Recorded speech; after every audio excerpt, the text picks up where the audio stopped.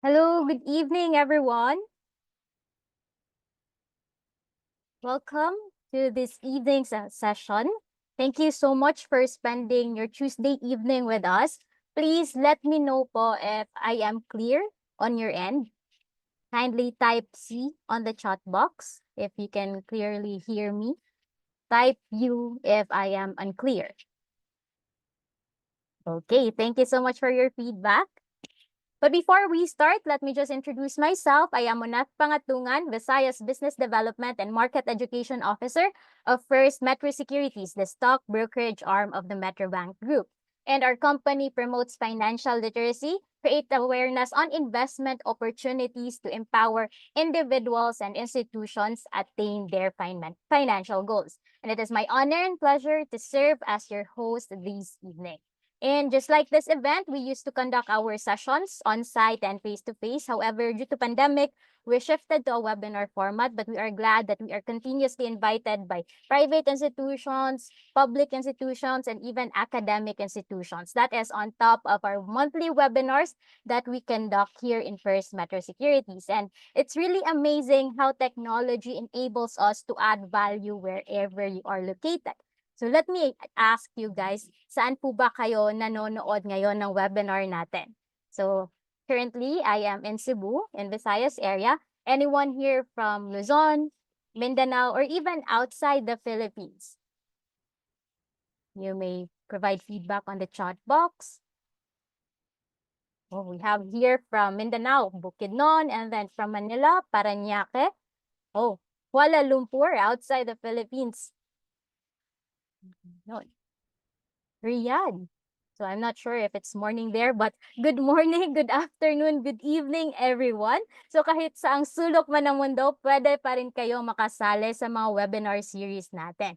And last year, we have conducted a total of 600 talks, reaching to around 50,000 audience, from basic personal finance to investment and even mga market updates and outlook.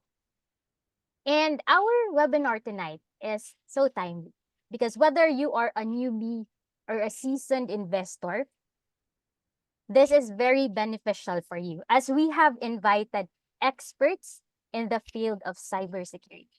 Thus, we have entitled our webinar this evening as Investor's Guide to Cybersecurity, Investing Safely Online. So please remember, please encode your questions on the designated Q&A of the Zoom panel. So let's welcome first now our guest speaker for this evening. Gonzales is the principal consultant and CEO of Graybox Security. He has been in the IT industry for more than 25 years and assumed various cybersecurity roles since 2003. Gonz is a founding member of SABSA Institute, president of the Cloud Security Alliance Philippine Chapter, and OWASP Manila Chapter leader. Gonz is also a Philippine representative to the International Organization for Standardization and designated as a country expert in the field of information security, controls, and services. Good evening, Sir Gonz. How are you? Hi, good evening, Monneth. Can you hear me? Yes, all clear. So the virtual floor is yours. Take it away, sir. Sige. All right. Let me see how we can progress here. 1 second. So good evening, everyone. Good evening to all the viewers and listeners on this online session.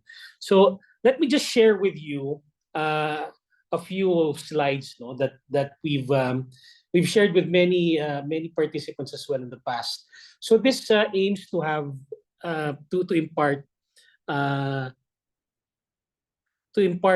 practical cybersecurity tips for consumers such as yourselves. So please, if you have any questions, please post them in the Q&A so that we can come back to them later. No? But I will go through several slides, and then hopefully this will give you some information, and if you know it already, reinforce some of those things that you already know.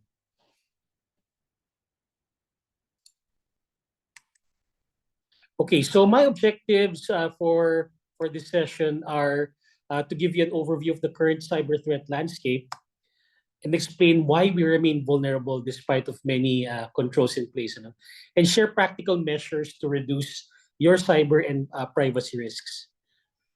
So we are discussing today how to protect your identity, your network, your devices, your applications, and especially your data. So currently, we are in this moment in time, right, where there is a rise in digital. More and more of our data, our applications, or even our daily processes are now going online. And now with the advent of AI, all of these things are accelerating at such a pace that some of us might even be confused by the blurred lines already of between digital and real life. No? And then there's increasing attack volume on a daily basis. If not within the day, intraday, you'll be hearing news about breaches, cyber attacks, right? So, in fact, so much so that we've become so numb to it. It's become an everyday thing, which is not good, if we become numb to it, because that means to say we normalized already that behavior of accepting cyber attacks as as something normal in our lives. No? But in terms of cyber attacks, all of these, most of them use old techniques. The attackers use the same old techniques. However, they just wrap things around a more modern way of doing things. Like for example, if you remember the words budol budol in the past, right, wherein people get scammed out of their money, out of their possessions. It's also happening these days. But now, instead of budol budol or scamming happening over the telephone or even through snail mail, it's now happening through messages, through messaging over the internet, over applications, over video calls, for example. So as you can see here, one of the headlines that I grabbed from from a uh, from a couple of years ago is that records that are public are meaning to say are in the custody of government are now out in the open because of hacking, because of breaches. So why are we still vulnerable despite of all the cybersecurity tools that we have, all of the training that you've probably been given as an employee, as a student, as a member of society? Why are we still vulnerable? So most of these we can trace back to psychological nuances, no, if you may say so, no, in terms of how humans behave. So one thing that puzzles us is the wet paint syndrome. This is a situation wherein, for example, a wall or a chair, a bench, for example, has a sign that says wet paint. Most people will actually touch the surface to check, number one, if there's really wet paint, and to see if it's still, if it's already dry. For example, if they want to sit down on a bench, or sometimes because humans are sometimes rebellious or belligerent, we want to really test the limits of things. No, wet paint syndrome just simply says that if we are forced or given to be compliant or forced to compliance, we will act against it. So that's what's happening with the wet paint syndrome. When we are kept being reminded about not to do these things, we still do it just because, number one, we can. Number two, we want to test the bounds of what's possible.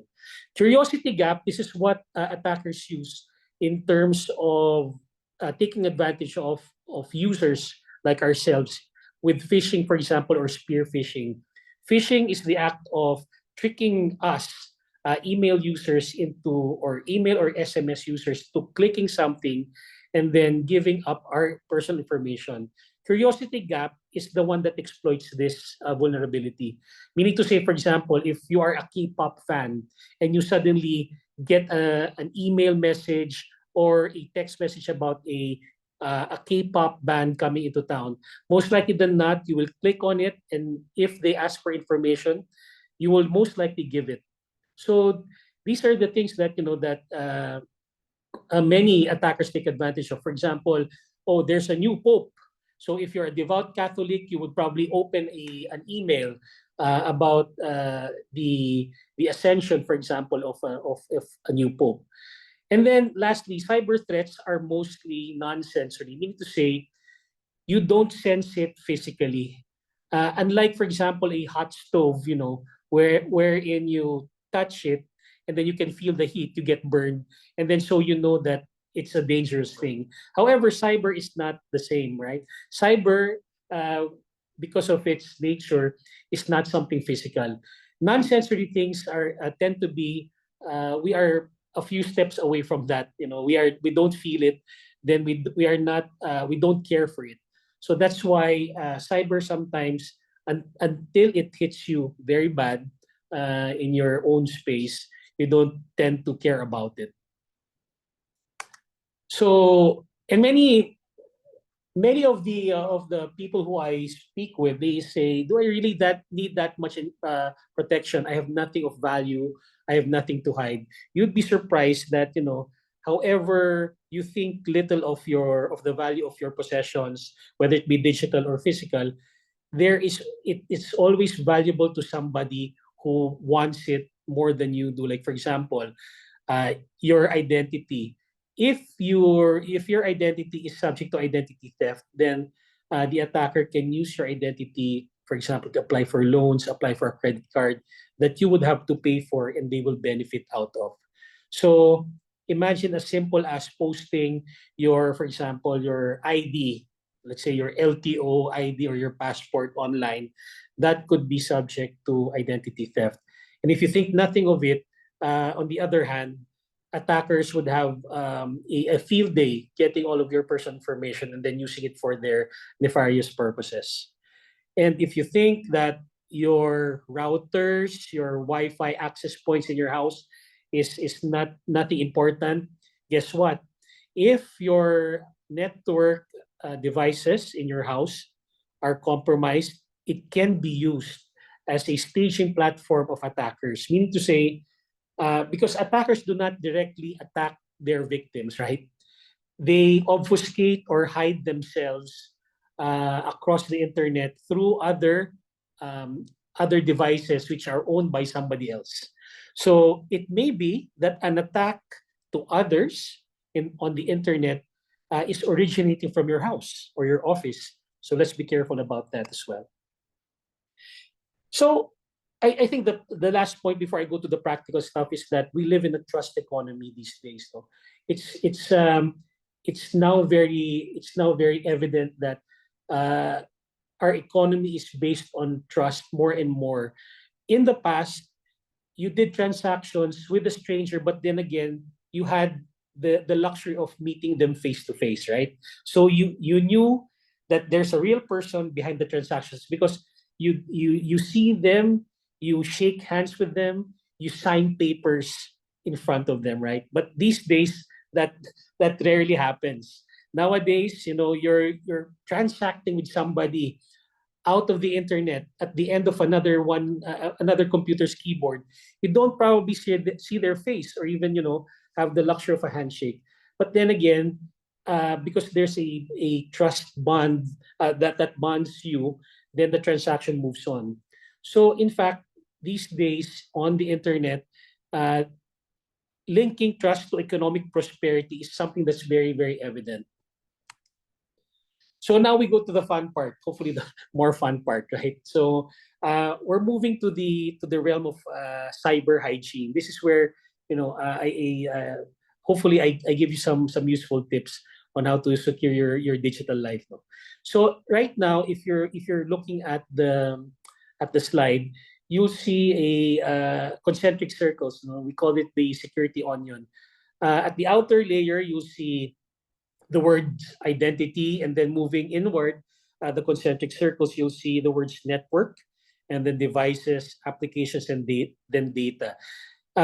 These layers signify the layered approach in terms on how we need to protect our entire data, our entire data ecosystem, whether it be for our personal purpose, for our family, or for our organization. So let me move through the security onion. So first and foremost, protect your identity. protect your passwords. This is very important. I know you're going to say, I know this, Gonz. I always protect my passwords. But then again, some of us in a pinch would lend out our passwords to somebody else because it's convenient to do so. Passwords are like toothbrushes, no? We don't have to, and you don't need to share it with somebody else. Use a passphrase, and I'll show it to you later how this is useful. A passphrase is different from a password, whereas a password is some sort of like a mashup of words. A passphrase is something that makes sense to you only, hopefully to you only as well. But it's a different way to construct a secret. So you need to have a different passphrase for every account, and if possible, use a different email. But I understand that this may not be practicable. So at the very least, use a different passphrase for every account. Meaning to say, use a different passphrase for your Gmail, for your Facebook, for your other, for your banking, for example, and use multi-factor authentication when available. So password versus passphrase, right? So if you look at this string of letters that I'm showing right now, it's like leet speak, no? For nakakainis magpalit ng ID, right? So some letters are swapped out for symbols and numbers, and then other letters are capitalized while others remain in small letters, right? So in this case, going through a machine that can crack a password that has the capacity to crack passwords at 1 million guesses per second, it'll take a lot of time, no? 965 million centuries to crack this.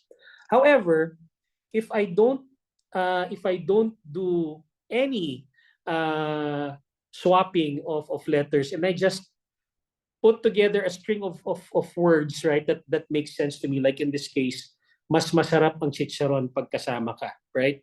So it does not have any capitalization, no symbols, no letters, right? However, using the same machine at 1 million guesses per second, it'll take me exponentially longer. Actually, so much exponentially longer is the 10 to the 29th, no, in terms of how many centuries it will take to crack this one. So what is the takeaway from this?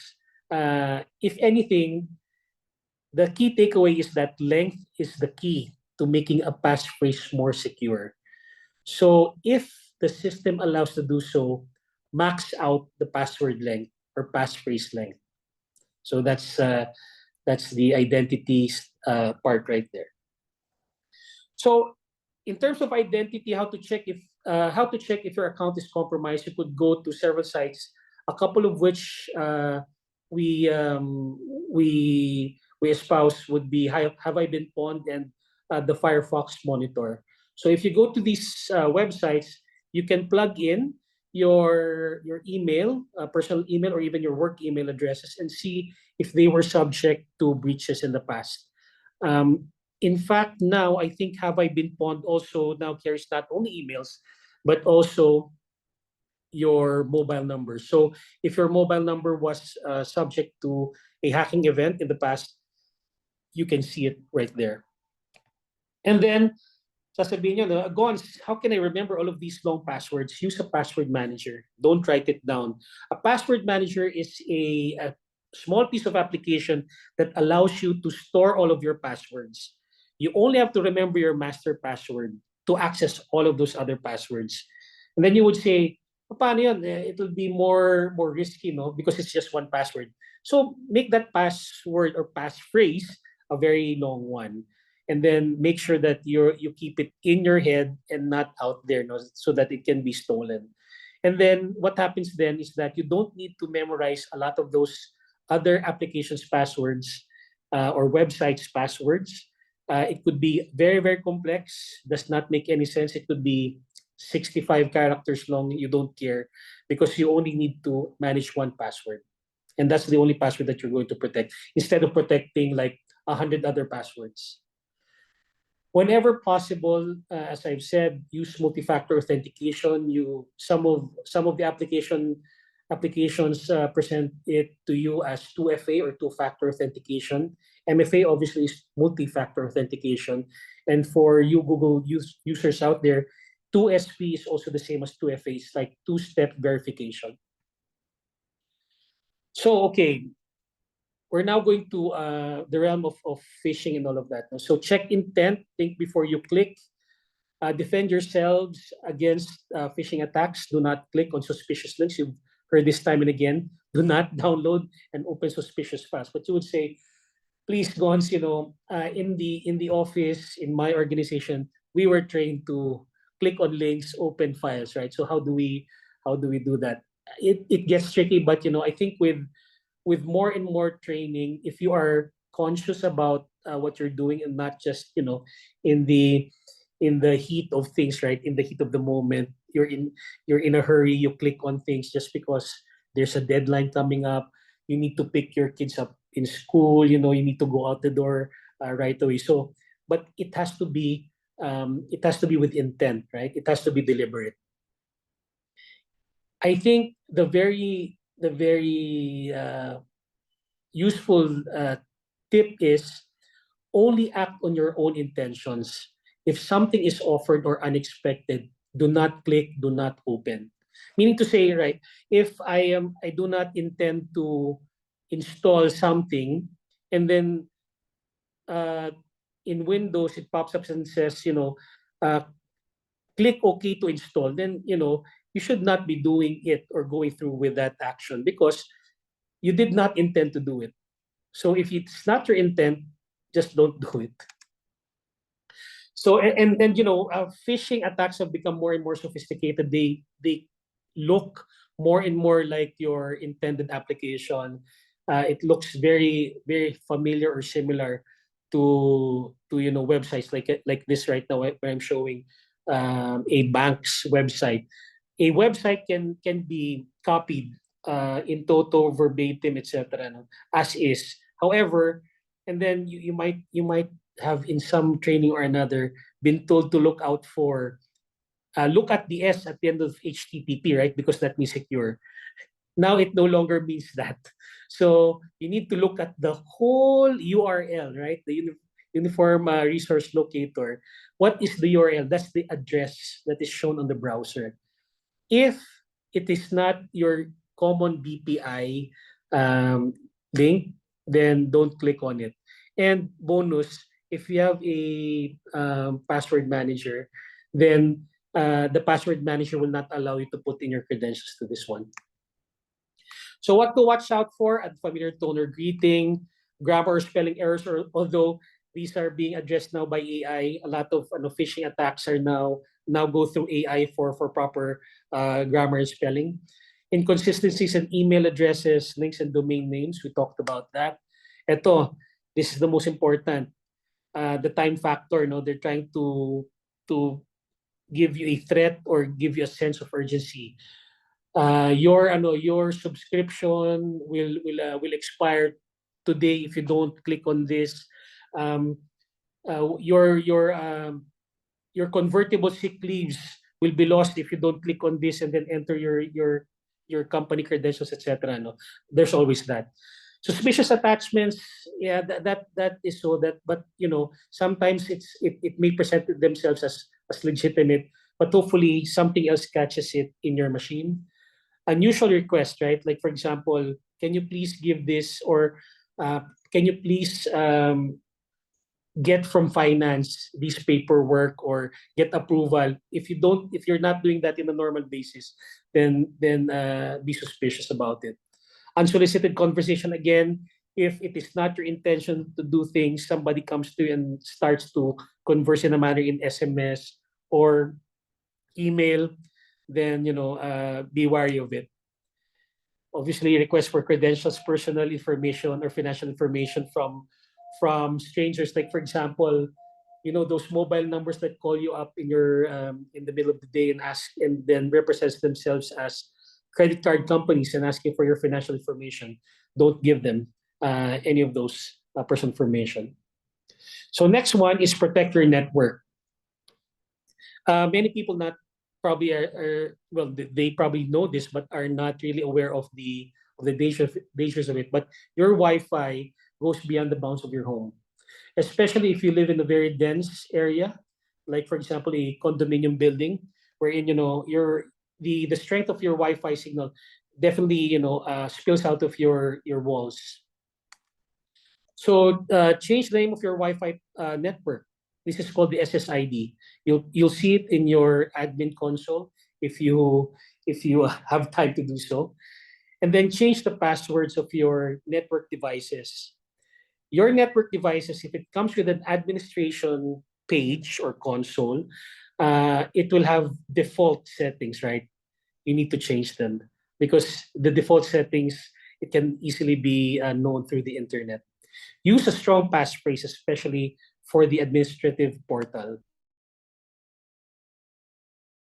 WPA2 PSK authentication mode and AES encryption mode. Okay, this may sound, too technical, but I guarantee you, if you go to your administrative console, you will see these letters, and if you do, choose them in your settings. Block tracking ads and adult content. This is a given, I guess, but in the home that might not be at all possible, because number one, you're probably not equipped. You don't know enough to do these things, no, and obviously you don't care enough because this is not within your realm. However, there is always a solution. Google Safe DNS, because this will help you uh, filter content, no, on your home network. So DNS is domain name system, or in the physical word, domain name server. It's the internet's directory. So if you type in your browser google.com, it translates to a set of numbers, a string, which you probably heard of this IP address. IP address is how resources are found on the internet, right? But obviously we can't memorize all of those numbers. They amount to billions of combinations, so that it's easier to just type in the English or equivalent of it into our browser like google.com, and then bahala na si DNS. It's up to the DNS to find where that machine is. So I encourage you, if you have time, maybe this weekend, spend some time Googling safe DNS. It's good for your home. It's good for your kids as well. No? So there are many family safe free DNS providers that filters content on the internet. Protect your devices. Get positive control of all your devices. Positive control means to say that you actually have control of things. It's not your phone that that's in the house, being used by your 7-year-old. No, positive control means that it's out of the hands of those who are not authorized to use it. Malay mo, your email might have been opened by your child, and then they did some things. For example, deleted some important email, or went to your file directory, and then deleted something or changed something. No? Physical security, physical access is very important. If it's important enough, you need to lock it down. You also need to have environmental control over it. For example, reckless leaving of devices in a vehicle or a car under the hot sun can definitely damage your device. Password or PIN protect your devices, especially your phones, your tablets, and obviously the laptops. So anything that moves, you need to protect it physically and logically. Install antivirus. This might be old school, but it still works. It's your first line of defense actually for malware. And constantly patch and update your operating system and applications. And be careful connecting to unfamiliar and unknown external devices, like plugging in USB storage devices. You already know this, plugging into an unfamiliar network or a public Wi-Fi, and even power sources. Like for example, things that you see in the malls or the airport. There is this attack called juice jacking, wherein you think that you're just powering your device, wherein the wire is already connected to the data of your device, not only powering it, but also have access to the storage of your device. No? So always be careful about that. Minimize your exposure. If possible, segment accounts and devices. Personal versus work, this is the most basic. Do not mix and match those things. Avoid using multiple devices, especially for sensitive information. So if you're doing banking, hopefully you're just doing banking on one device and not, all of your devices. Mobile apps are best for banking and financial transactions, as with FirstMetroSec Go, for example. It's best to just do it on your phone. Why? Because there are many security features already. The application that you've gotten comes from a trusted source, Google or Apple, for example.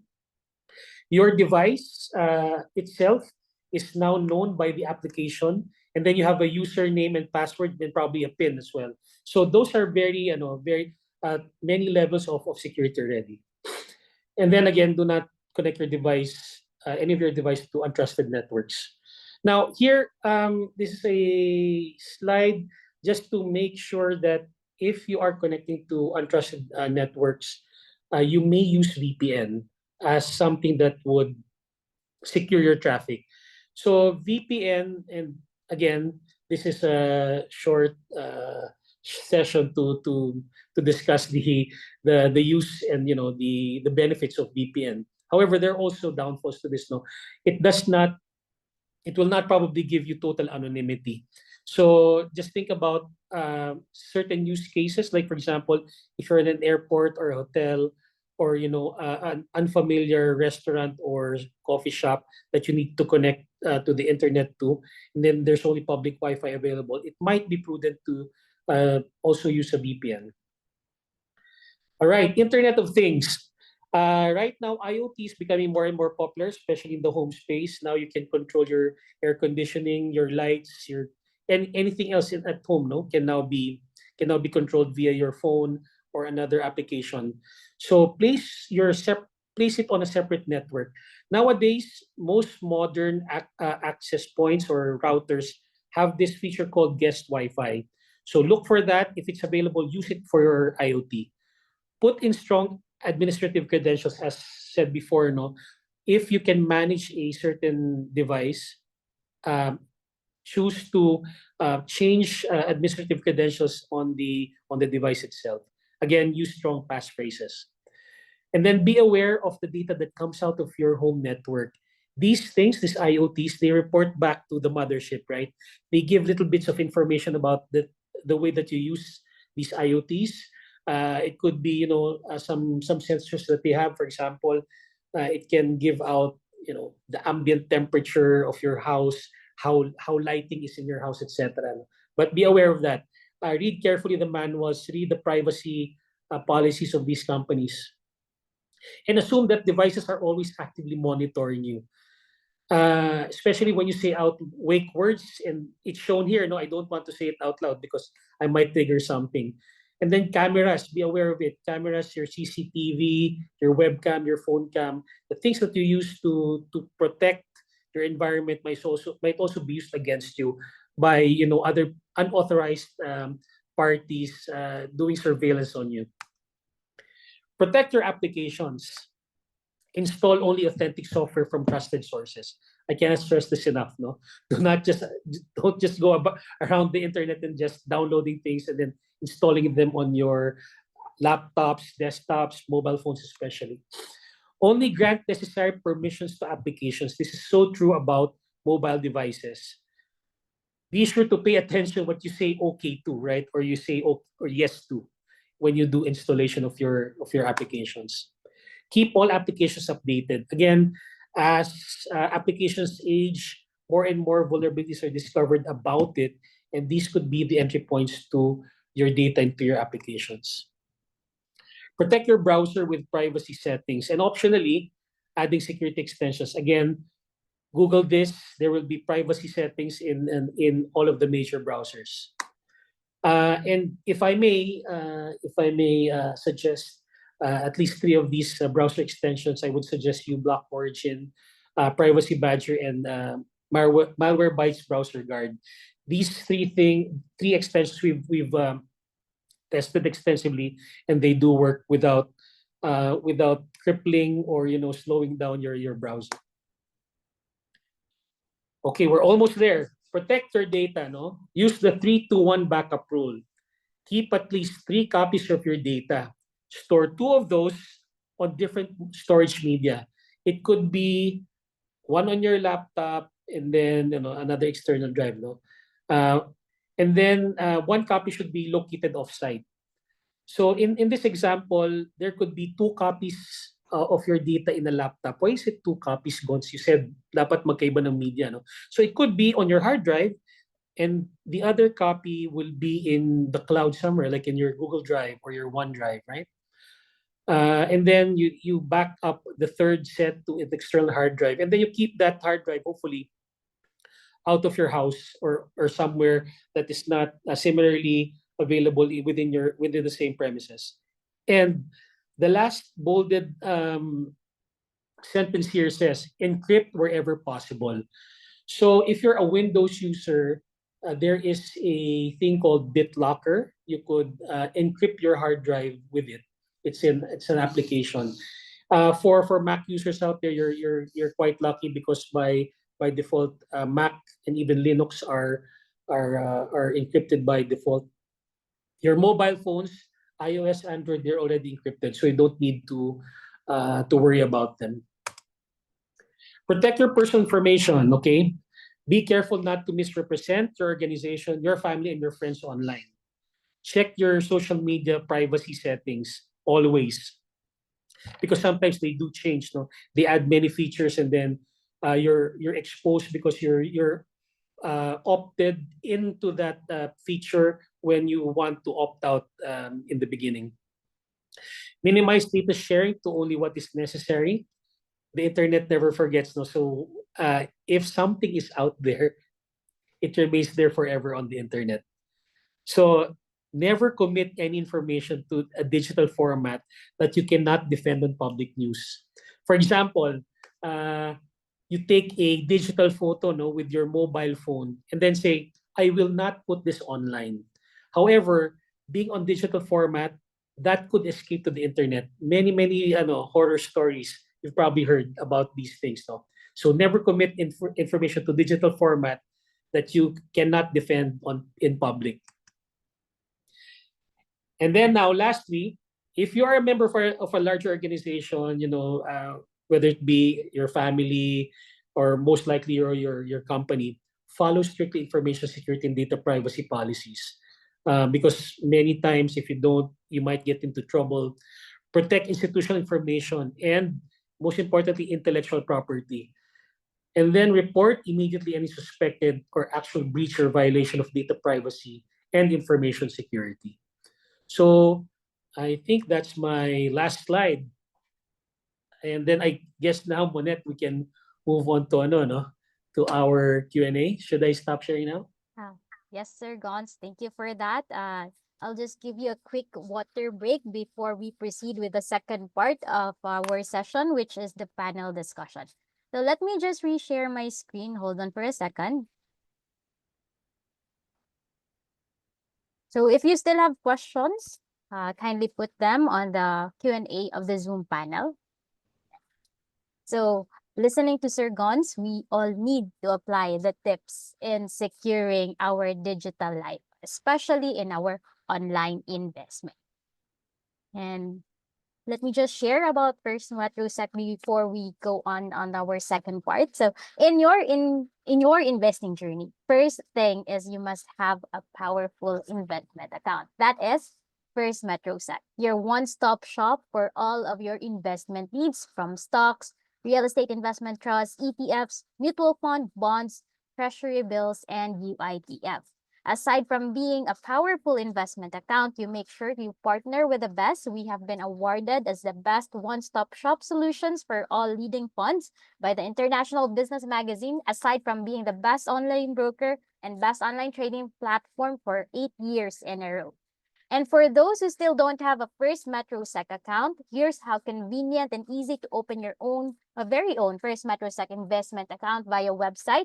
Just visit www.firstmetrosec.com.ph and mobile app, just download either Play Store or Apple Store, Google Play Store. Just search FirstMetroSec Go app. And just don't forget to indicate the seminar code cybersecurity when asked where did you know about us. And feel free to connect with us in our social media channels. Just search at FirstMetroSec. You may scan the QR code on the screen. And our main website is www.firstmetrosec.com.ph. And for any account requests, updates, access, concerns, just email customer service at firstmetrosec.com.ph. And this May, we honor the hands that build and the hearts that nurture. So as we celebrate both Labor Day and Mother's Month, we salute the dedication of workers and the strength of mothers who help build a brighter future for their families and communities. So don't miss out our last webinar this May 29, and you may register on the link provided by our chat moderator. And lastly, for customized, gamified, award-winning market education program exclusively designed for your company, school, or organization, just send us a formal invite at marketeducation@firstmetrosec.com.ph. And at this juncture, we have the second part of our session, which is a panel discussion. So you may still input your question, which will be answered by our distinguished guests. So let me just introduce our second and third guests for this evening. So we have Sir Ricson Singson. He is a seasoned professional with a robust background in digital transformation, cybersecurity, and information security. He holds a master's degree in business administration and a bachelor's degree in computer science, specializing in information technology. His career spans numerous leadership roles, including serving as the Chief Information Security Officer with various institutions from finance, retail holdings, petroleum, healthcare, and education industry. Additionally, he is the president and CEO of Security Consulting, OPC, where he spearheads a cybersecurity and enterprise architecture initiative. His extensive consultancy work has also made him a valuable advisor and digital transformation consultant for various companies and academic institutions. So Sir Ricson will serve as the moderator, and we have also another distinguished guest who will serve as a panelist, Engineer Luis A. Jacinto. He is a retired Chief Information Security Officer from the banking industry. He is an information technology practitioner, a training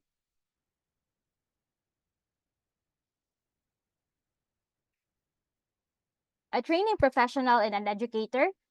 He is currently an adjunct lecturer for the Executive Diploma Program in Cybersecurity at the De La Salle College of St. Benilde. Chito, as he is better known, is the Vice President, a founding member, and a trustee of the Information Security Officers Group. He is also a past president of the ISACA Manila chapter and is currently a member of the board. Aside from ISACA and ISOG, he is currently a member of the board and corporate secretary of the Philippine Institute of Industrial Engineering. So let's all welcome Sir Ricson, Sir Chito, and back at the virtual floor, Sir Gonz. So thank you for the introduction, Monneth. So it's nice to be back. And as we welcome back Gonz, and may we request also Chito to open his camera so we can see his handsome face. Are you there, Chito? Unable to open to start video. Okay. So it's all Cannot right now, start your Chito. video because it is disabled. Oh, okay. Mouse. So you don't mind if you would like to restart your because I have some questions that Gonz may answer, and then just restart your computer. Probably you can turn on Sure. the video. Yeah, so just restart now. So we'll let Gonz answer the questions that's related to his I'll log presentation. out first and then I'll just rejoin. Yes, please. Thank you, Chito. So, All right. ladies and gentlemen, no, we'll proceed with first the questions that you have directed towards Sir Gonz. We have the first question from an anonymous attendee. So, can you increase your Oh, I think this is on the side of our platform. So we'll ask our technical team to answer this. Can you increase your FMS login password characters limit from 20 to 50? So currently there's a password limit of 20, and we have well, I think this is just a suggestion. But Monneth, we'll if it's all right that we answer this as well. Um Currently, the recommended number of password is already on 10 and 12, because the 8-character password can now be easily brute forced with the current technology or the speed of the CPUs and GPUs, no? But nevertheless, if you have 20, it's very difficult to hack a 20-character password already. But if you want to move it towards 50, the challenge there is the human capability to retain, even though you are already, as what Sir Gonz has mentioned a while ago, passphrase rather than password. So you can choose a Bible verse that is 50 characters long. You can easily remember it, but if you're given 5 seconds to type your password, because you are doing trading, di ba?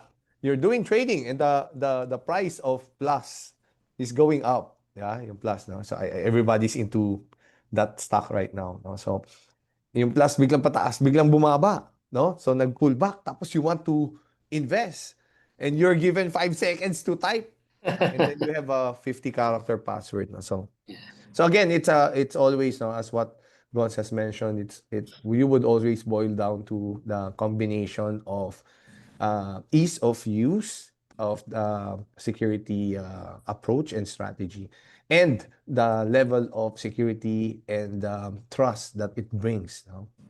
So, would you like to add anything to it, Gonz? No. So if you're using a password manager, that might be as easy as copying and pasting it onto the login form. But yes, I suppose no. I saw the Monneth's reply on this question. They will forward this already to the platform owners so that for further consideration. But it's a good tip. Yes. Yeah. Thank you. Thank you. Exactly. So, and then we have another question. Is it safe to access public Wi-Fi using VPN? Sir Gonz? Yes, it is. In fact, right now nowadays you could find on the discussions on the internet that's saying that you don't need VPN already because most of our transactions, probably 99% of it, are already encrypted because it uses this certain type of web protocol called hypertext transfer protocol secure, no HTTPS. So that even if you don't use VPN, um, your data is already encrypted. However, if you want to be very sure, doubly sure, then the use of VPN gives you certain amount of security and comfort. Obviously, if you really don't want your traffic to be seen by any third party, especially it could be a rogue device, in a Starbucks, for example, pretending to be an access point, and then trying to get your information as well. So, Gonz, probably to add some spice to that question, there are a lot of free VPNs out there, no? And they're Yes. also paid, no? So most of them would ask, throwing questions like, would free Right. VPN be as effective as paid Yeah. yeah. That's another discussion. But if you're going to use short term, like for example, for a specific purpose, like for example, accessing FirstMetroSec's application for a short amount of time, that's okay. But then you need to again look at the policies of the free VPNs because more likely than not, no, as they say always, if it's free, then you're the product. So think about Right. how you want to use it.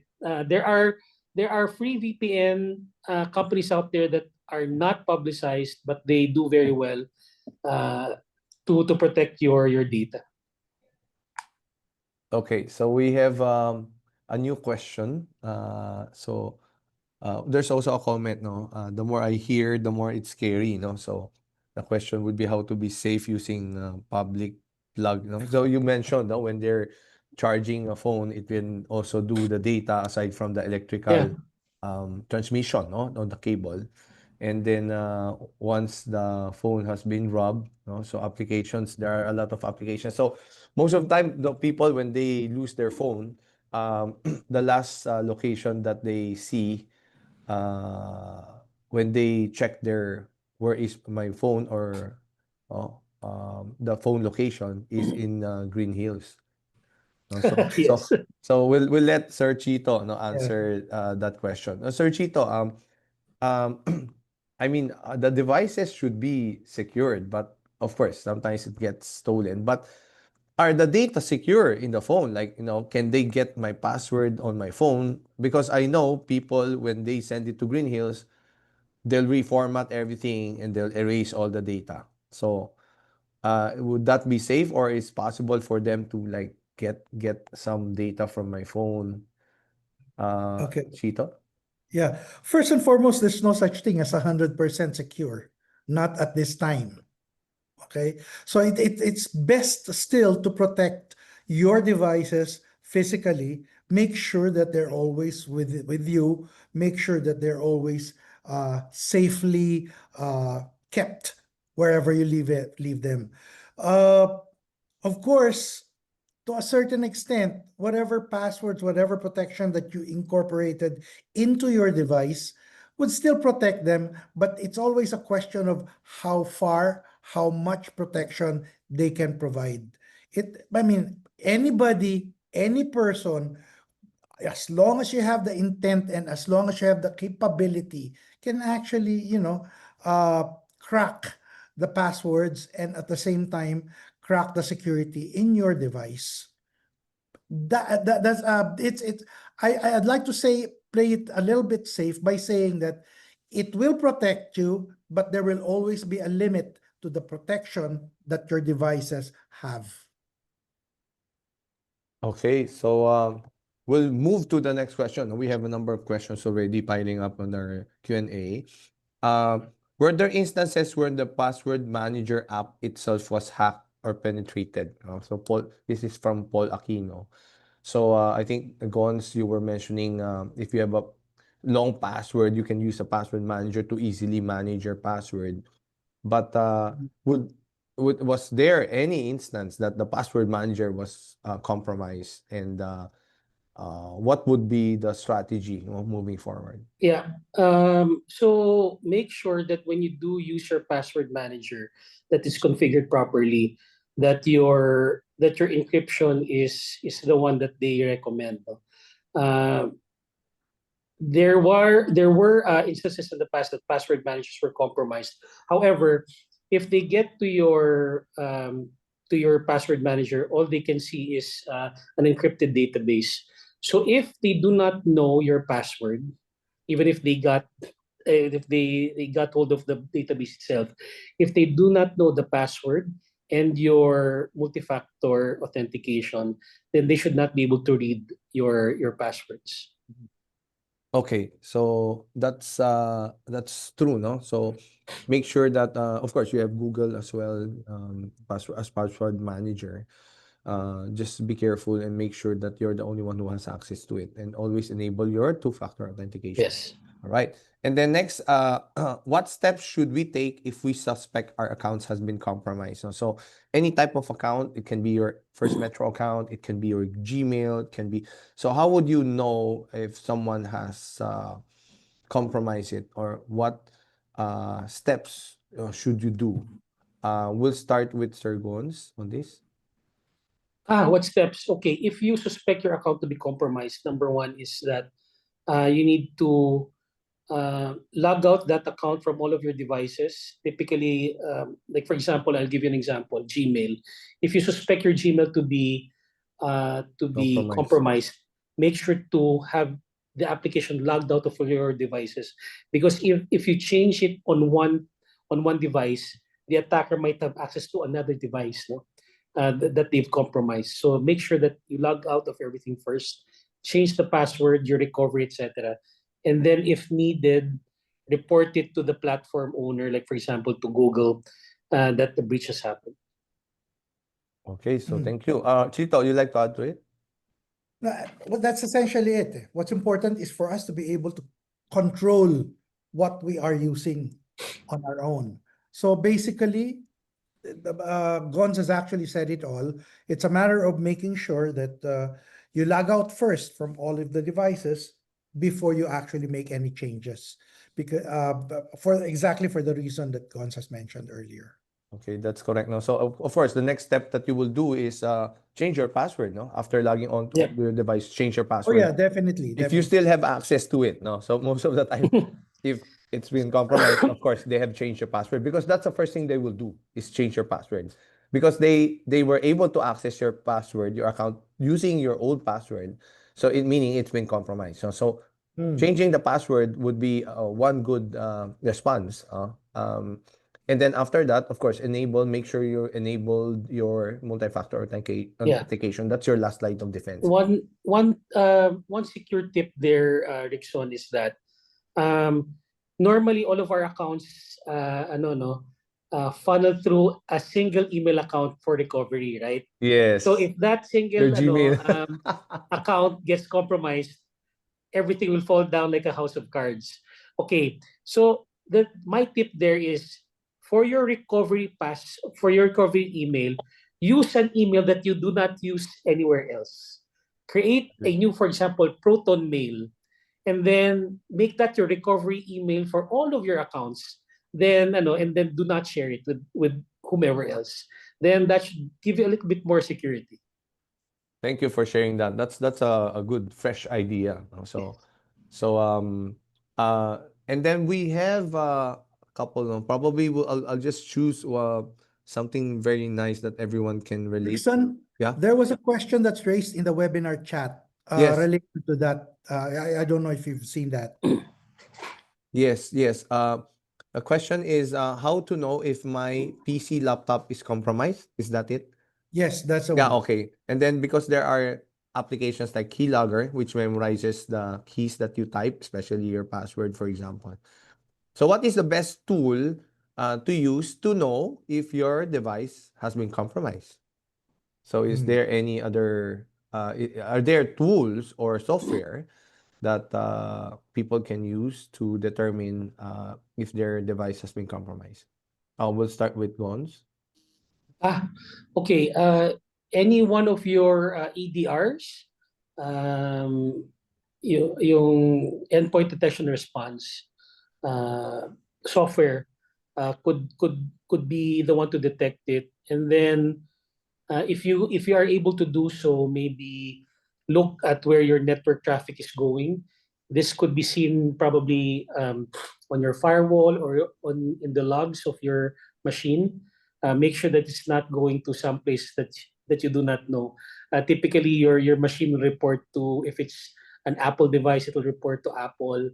If you have applications such as Netflix, YouTube, it'll report to Netflix and Google, etc. But if you see other addresses or unfamiliar numbers out there, then it must be phoning in someplace else. Yeah. Yes. Okay. So I feel bad because we're running out of time. So at this stage, may we request each one of our panel members to share their what we call the words of wisdom or wow, no? Yung inyong last closing statement, no? So we'll start with Sir Chito, your wow, please. Yeah. When you're into investing online, it's important that you've actually understood what it is that you're what level of risks you're actually taking. What's important is for you to know precisely how your system or how the system of your service provider is actually working and how secure they are. You can always check it out, not just with them but from other users as well, so it's easier for you to to be able to establish the kind of trust. Once you have that trust, then make sure that on your side you're actually doing what you have to do in order to protect your account. In essence, it's more like making sure, as mentioned earlier, take advantage of the protection of the security that's actually being offered. Two-factor authentication, MFA, 2SV, and even in most cases, in some cases, if I remember correctly, I read one of the questions if FMSec actually can offer one-time passwords as part of the security or 2FA. Maybe that's something that Monneth might be able to raise up with the system owner. But in essence, if you feel confident, that's fine, but make sure that you're doing everything that you can do to protect your account. That's as far as I will go. Thank you, Chito. No, Gonz? Yeah. So your digital life is not much different, I guess, in terms of an analogy, from your physical life, your real life. No? So make sure that your doors or windows are secure, and you always have to practice, defense in depth. The most valuable of things should be kept layers, no, away from the perimeter. For example, that's why you have a gate that's locked, then you have a door into your house, then you have another door into your room, and probably a vault within that room. So think of that type of thinking. We call that in cybersecurity, and in military parlance, defense in depth. So depending on the importance on criticality of your asset, you need to protect it appropriately. So yeah, yun lang. Thank you. Thank you. No? So on my end, you have invested, no? Because you want to earn more, no? The value of your capital, your money, no? So, but don't forget to invest also in cyber. So that means you have to invest in your knowledge, invest in tools, invest in practices, invest in, like you were talking about EDR a while ago. It's actually an antivirus that has a modern name and acronym right now, which is EDR, but it's still the same old antivirus with a lot of features embedded. So buy one that works, no? Subscribe, no? So you can go to Amazon.com. No? So Amazon can offer free shipping for you. And then, so invest not only in your protecting your money and risk management, no, but also do it for your own digital access and your digital persona or life. No?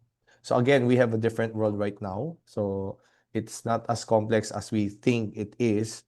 We just have to adapt. No? So there's no other way to invest nowadays, no, but investing online. Because imagine if you're still investing in the old way of the stocks, no. Imagine the papers, you have to wait, the printout and all. No? So it's so difficult and so slow.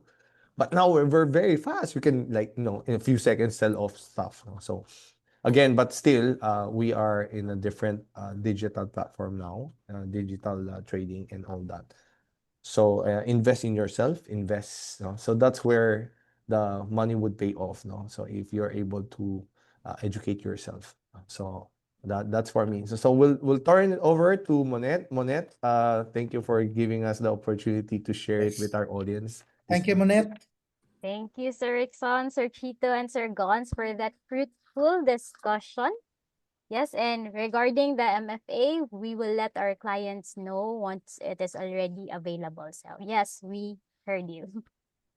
So we'll just notify once it's already up. And to our attendees, we also value your feedback. You can share your thoughts and experiences with us by scanning the QR code and answer our feedback form. Link will also be provided by our chat moderator. Your input is essential in helping us improve our services and better meet your needs. So we appreciate your contribution and look forward to implementing positive changes based on your valuable feedback. So again, thank you, Sir Gonz, Sir Ricson, and Sir Chito, and we look forward to our next collaboration as we continue to serve our Filipino investors. So there you have it, guys. Once again, on behalf of First Metro Securities Brokerage Corporation, I would like to express my deepest gratitude to Sir Gonz, Sir Chito, and Sir Ricson in gracing us with their time and presence. So it is truly an evening well spent. Thank you also to everyone who attended tonight. We sincerely hope that you have learned a lot and that these insights and lessons will make your investment journey not just more profitable, but more enjoyable and let's say more safer, or rather safer in these times. So please don't forget to provide feedback for today's webinar, and we hope to see you again in our future learning events, because over here at First Metro Securities, we put your future first. Have a great evening, everyone. Thank you so much. Bye. Thank you. Bye, Bye. everyone. Stay safe, everyone. Stay safe. Good night. Bye-bye. Good night. Bye-bye.